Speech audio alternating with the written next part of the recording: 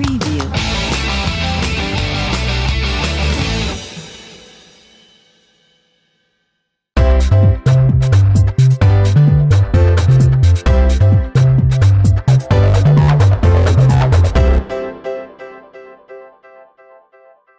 Depuis quelque temps, le musée de l'école en Chalonnais de Saint-Rémy propose un atelier couture aux familles qui le souhaitent. Objectif, apprendre et découvrir la couture comme la pratiquaient nos grands-parents. J'ai décidé en début d'année de créer des ateliers intergénérationnels pour créer des activités nouvelles au musée. L'idée étant que les grands-parents, les parents ou les oncles et tantes viennent avec leurs enfants, petits-enfants ou neveux et nièces faire des activités et que tout le monde participe.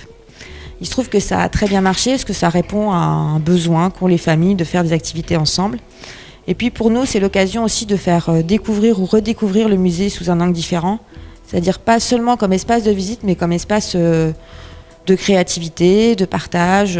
On propose un petit modèle de personnage qu'on peut faire aussi en version masculine pour apprendre à coudre des boutons, à faire le point avant qui est le premier point de couture le plus simple et puis le point de chaînette qui est plus compliqué pour ceux qui veulent s'initier ou celles qui veulent s'initier un petit peu à la broderie. Donc ça permet à des enfants à partir d'assez jeunes, par exemple 5 ans avec de l'aide ou 6 ans, de commencer à faire quelques points.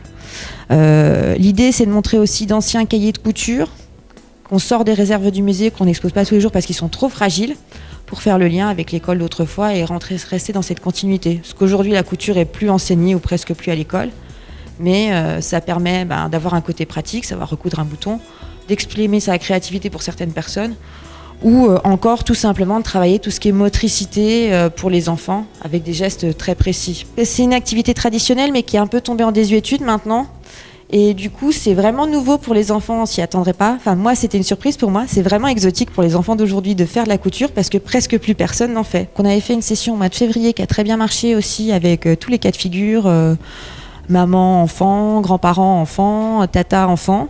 Et ça a donné envie à la plupart des participants de continuer, de refaire. Par exemple, certaines, je sais, ont monté leur petite couture comme ça sur un coussin, qu'elles ont brodé avec leurs initiales. C'est quelque chose que je faisais déjà, cette activité de couture avec les classes, quand on reçoit des classes pour la journée.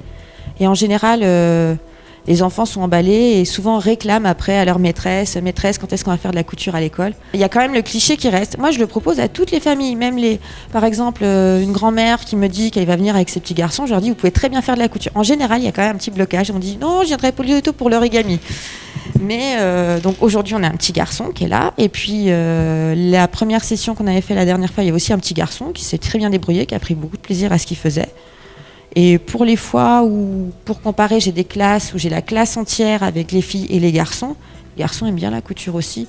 En fait, si on s'y prend assez tôt et qu'on ne met pas de clichés derrière, c'est une activité qui est tout à fait mixte. Une activité qui se partage souvent ensemble et durant laquelle on partage des souvenirs. J'ai commencé très jeune. Et ma maman, mon papa était instituteur et ma maman donnait des cours de couture à l'école. Et j'étais élève dans la classe de mon papa.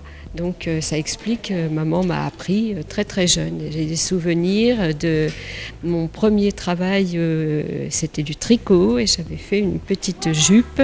Je me souviens encore de la couleur, elle était marron et vert d'eau au tricot pour ma poupée. Mais moi je suis d'une génération où on avait encore la possibilité de passer le certificat d'études si on voulait. C'était pas obligatoire, et on avait couture obligatoire. Donc j'avais appris à faire des boutonnières, à faire des reprises, voilà. Et puis à l'époque aussi, au collège, je faisais en 6e, et je crois encore en 5e et peut-être même jusqu'en 4e, enfin en tout cas 5e sûr, on faisait de la couture encore. Moi je reste persuadée que c'est un très bon entraînement pour la concentration. On dit toujours que les élèves à l'heure actuelle ne sont pas très concentrés.